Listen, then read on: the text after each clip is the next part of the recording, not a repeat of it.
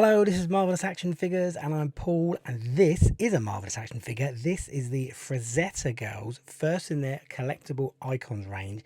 It's Darkwolf, based on the incredible artwork of the brilliant Frank Frazetta. And this figure is a stunning looking 1/12 scale figure. Beautiful sculpt. Look at the detail on his body, on his tunic there, the headpiece, the necklace. It's a really fine looking figure, really well crafted. When I first saw it, I did actually think it was more sort of Mezco based from the promo pictures and the first images, but I've got to say it's really much more in keeping with the Mythic Legion style, and I'll do some comparisons later on so you can see what I'm talking about.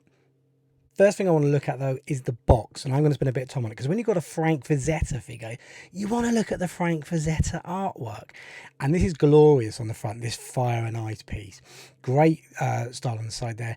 The back obviously gives you the details of the figure, the points of articulation, bit of history about the character Darkwolf, and it shows you obviously the accessories that come with them there as well. So I'm very impressed with the box, and there's actually the look of the side. That's the incredible 1/6 shooters artwork on the side there. So a really great stylized box. Now inside the box you've got a representation of 1/6 shooters original artwork on the promo pics for Darkwolf, and then laid out inside, very sort of necker box, you've got the Velcro opening it up, and then you've got the layout of the figure inside. It's a really impressive looking box. Very happy with it. And then as a bonus, inside the box, you've got this artwork, which is like a monument to Darkwolf as well. So really impressed with that. Well, they really put in a lot of work on the box. So the box is great, but what's the figure like? Let's have a look. Right, let's get into the meat of it now. The figure itself, as I say, it's a beautiful sculpt. It really is very impressive style to it. The colour scheme is excellent. The paint application on the torso and the arms, the muscle is fantastic. It's really well laid out. In terms of the articulation, it's not without some issues. I will break those down. So in terms of, say, it's a fine looking figure. In terms of what it actually does, and again, just going to point out on the tunic on the back here, the style is great. In terms of what the figure does, so it's quite nice and stiff, the joints, so that's quite good. Nothing loose, so the QC on that is good. When you do get it moving, the head articulation is very good, considering you've got these sort of harder goods on the top with the mask that he's wearing, but it does give a good range of articulation in it, and as you can see, that's a really good twist side to side. Up and down is so, but it is a full range on it, and the necklace sits really nicely on it. Sometimes the necklaces, certainly with the Mezco Conans, tends to raise up a little bit. So arms up nicely into a T pose, which is very good. However, there's no individual bicep swivel. It's attached to that butterfly joint. So the whole top half of the arm has to move. And then it's a single elbow bend as well, which is okay. I mean, for a single elbow bend, it's okay. But that is disappointing to not get the double elbow bend on it. I think there's a missed trick there. There's a brilliant hinge on the hand, as you can see though. That works really well, and that does give great articulation and some sort of posing potential on the hand. The ab crunch is really good, considering he's got that high-waisted sort of belt. The ab crunch is really good. The torso twist there is fantastic. Now that really does help with the lack of up and down head movement, and potentially with the bicep swivel in terms of the posing you want to do on the chest area. Then, but as I say, that is a shame that we don't have double elbows, but the chest also makes up for it. We also don't have double knees. It's a single knee joint, and again, that is disappointing because this figure looks sensational. It's a very generous toe hinge, to be honest, and the pivot, so that is good.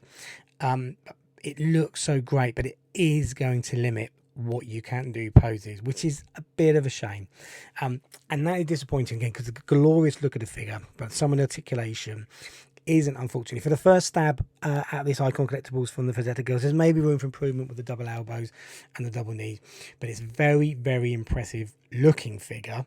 What I'll do now is we'll get all the accessories out, take a look at those, and then we'll pose them up with some of those accessories. So I've laid all the accessories out. So you have the two face pieces, the face changers. So you've got the sort of the grimace preparing for battle and the angry in battle. You have a lot of extra hands. So there is 7 extra hands, 3 arrows, an axe, and the bow. And we'll come into all those in detail. But it's an impressive set of accessories. Okay, so we'll start off, first of all, work our way through all these accessories. Now, the first one we'll take a look at is the axe. I'm pretty impressed with the axe, to be honest. It's got great detail on it. It's quite sturdy, no gumminess to it. It's got some brilliant weathering on it, and there's some real sort of detail, sort of like chips taken out of the actual top of the axe where that was, you know, could have smashed things in battle. And that's very, very impressive. So I really like the axe. Good length to the shaft of it as well. It's just a shame we don't have those double elbows to work with. The bow and arrow again, so looking at the bow's great. Really good, really basic, really simple, really in keeping with the style of the artwork of Frazetta there. The string is brilliant on it as well, and that obviously comes with 3 arrows. Now these are really quite durable as well, so I'm quite impressed with these. So they've got a sort of fine sort of metal die cast feel to them. They're very sharp, by the way, be careful with them, but they look really, really good. And then you've got this awesome hand for pulling the bow as well, so the figure's in bow pose. That is brilliant, so that is going to look great. It's just a shame you don't have that double elbow to really help articulate the archer's pose, but I don't want to come with it, and I'll show you that a bit later on as well. So then you've got the gripping hands for the axe as well. Then you've got the open action hands here as well, which are very good. And again, the detail is good. They clip in really easy, so there's no issues at all with them as well. The gauntlets stay on the hand when you take them out. And then you've got obviously slightly more open hands, and then you've got fists that come with it as well, which you would expect to get. And then you've got these 2 great face changes, a bit sort of Hot Toy this, so I'm going to pick that up again. So you've got the action angry face, and then you've got the sort of grimace getting ready for battle face. And you notice there's a little clip on the top, so the head doesn't actually detach for it to shine the light on that, so you can see that there. Now what that does is on the face mask, you pull the chin out. Here's the other one. Here's the angry battle face. Again, really good detail. It looks excellent. You'll see in a minute when I put them in just how great it is. And it's a bit fiddly to do, but when it's in, it's really snug. So under the chin there, so you sort of lift it down, and then from under the and from under the chin, it just pull out. It's a little bit fiddly, but I don't mind that because it sits in there really, really secure. Last thing you want is the face coming out. So it is a bit fiddly. I'll probably take this off camera. There you go. So the face is out, and then you've got up in the top of the mask, and just about get a light in there for that. So you've got the little insert where the top part of that face changer will go, and that hooks up in underneath it. So it is quite fiddly. You don't need to see me playing around with this, so I'm going to do that off camera back in a minute. Right, here he is with that angry battle face on, looking really, really cool. It looks excellent, really gives great expression to it. So I'm going to start to accessorize this up now, and we'll take a look in some poses. Okay, so I've put the axe in. That sits really nicely in the hands. Slightly limited in terms of the number of poses you can manipulate him into because of the lack of the double elbow. But in terms of getting some battle scenes going with him, you can get some really good angles on it. So I'll have him sort of charging, flying into the battle. The angry face works really well with that battle ready face. It really sets it off well. So it does pose up quite well, but again, just lacking that articulation detail that would absolutely make this an all-timer.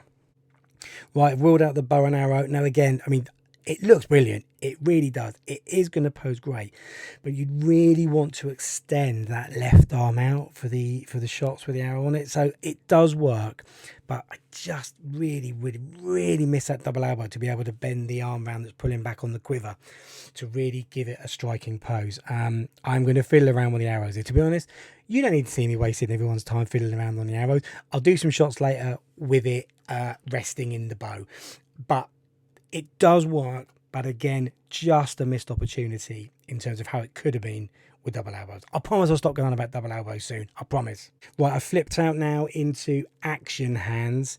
And again, I mean, obviously I've done some shots for the end of this video, which I always like to do, and I think they come out really well. And it is a great looking figure, and the action hands are really good, a good part of that. So again, if you get the posing right, it will look good. It is going to be fantastic to display. So what I'll do now is I'm going to compare him to a few comparable ranges of figures that I think will work really, really well with Darkwolf.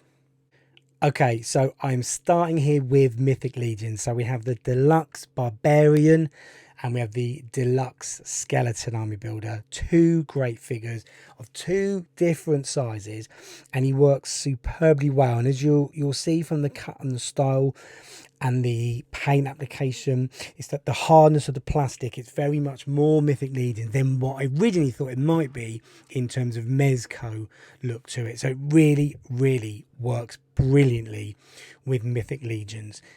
So that's going to be a great pose up on it. I think these work fantastically well. The sizes are great, and there's a lot of similarities between these, so it's really in keeping with, it's almost off the same sort of design templates. It seems the molds are perfect for it, and the look is great, and he really complements the Mythic Legions perfectly. So really happy with this setup of figures.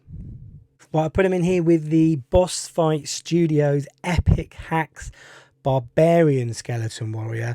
I think this works quite well. But you'd expect the bone structure again. If you look at the tunic design and the style of it and the texture, the materials, or the paint applications, very, very similar. Again, the plastic is a lot softer on the Epic Hacks skeleton, but I think these two work well from a battle scene. They would complement each other really well, so I think that's a nice style between these two. Now I put him with an all-time figure for me, one of my favorite ever figures. It's the Death Dealer from Mezco, and it's based on Frank Frazetta artwork, so it works perfectly. Great setup, these two. They look really, really good together. Can't wait to get these two posing in a set piece together.